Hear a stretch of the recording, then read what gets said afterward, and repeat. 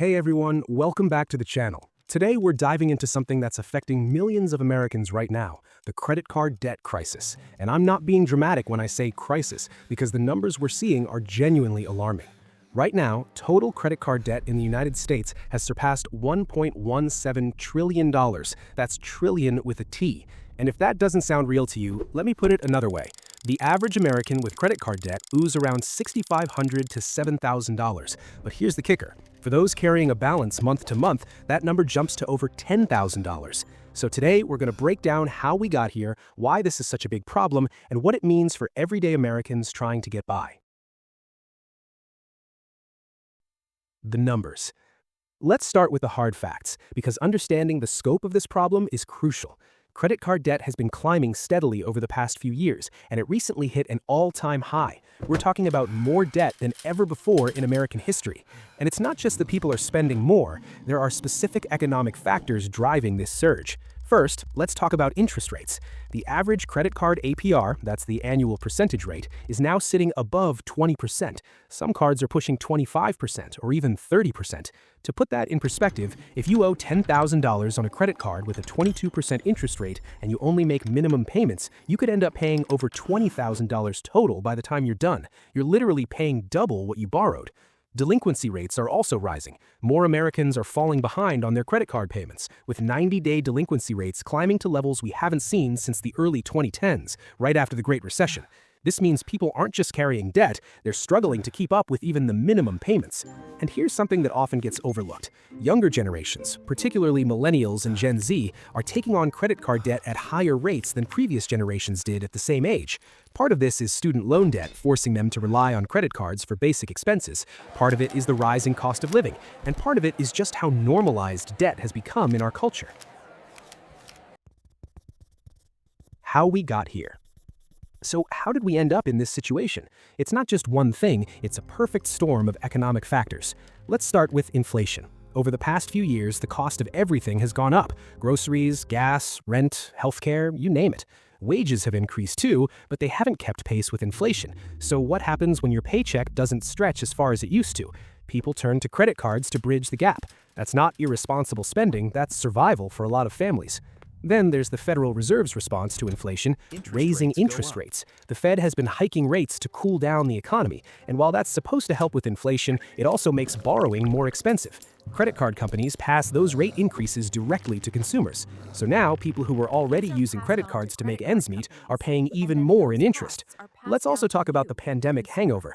During COVID, a lot of Americans actually paid down their debt. Stimulus checks, student loan forbearance, and reduced spending due to lockdowns meant many people were in better financial shape than they'd been in years. But once the pandemic supports ended, reality set back in. People had to start paying student loans again, prices were higher, and any savings cushion got depleted quickly.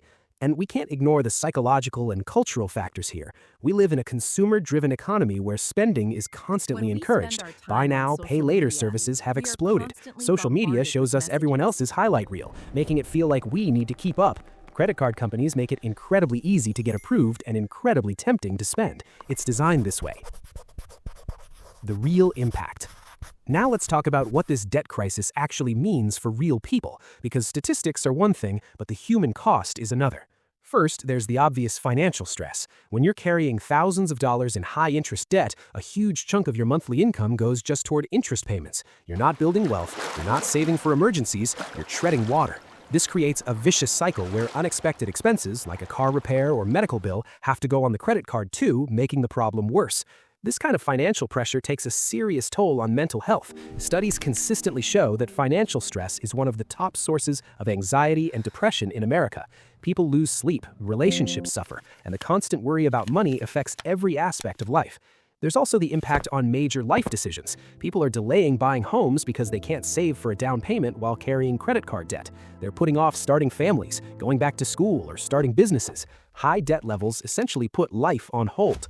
And then there's the credit score impact. When you're maxing out credit cards or missing payments, your credit score tanks. And a low credit score doesn't just make it harder to get approved for loans, it affects the interest rates you'll pay on everything from car loans to mortgages. It can even affect your ability to rent an apartment or get certain jobs. Bad credit becomes a scarlet letter that follows you around. The broader economic implications are serious too. When Americans are buried in debt, they spend less on other things. That slows economic growth. High delinquency rates can also stress the financial system if they get bad enough. We saw how that can spiral during the 2008 financial crisis. What can be done? So what's the solution? Unfortunately, there's no magic bullet, but there are strategies both at an individual level and potentially at a policy level. For individuals carrying credit card debt, the first step is to stop the bleeding. That means not adding more debt if at all possible. Create a realistic budget, cut expenses where you can, and focus on paying more than the minimum payment. Even an extra $50 or $100 a month can make a huge difference over time. Consider the debt avalanche or debt snowball methods. The avalanche method means paying off the highest interest rate card first, which saves you the most money mathematically. The snowball method means paying off the smallest balance first, which gives you psychological wins and momentum. Either approach works. It's about what keeps you motivated. Gravitating balance transfer cards can be a useful tool if you have decent credit. Some cards offer 0% interest for 12 to 21 months, which lets you pay down the principal without interest piling on. But you have to be disciplined, pay it off during the promotional period, and don't rack up new debt on your old cards.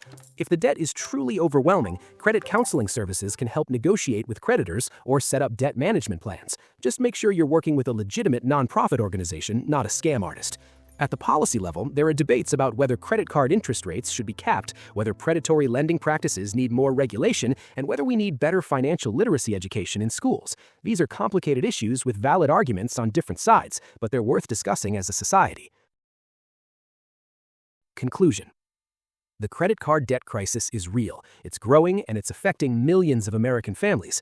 Understanding how we got here is the first step towards finding a way out, whether that's on an individual level or through broader economic changes. If you're dealing with credit card debt, know that you're not alone and you're not a failure. This is a systemic problem, not just a personal one. Take it one step at a time, seek help if you need it, and remember that financial situations can improve. Thanks for watching. If you found this helpful, hit that like button and subscribe for more content on personal finance and economics. Drop a comment below with your thoughts or experiences. I'll see you in the next one.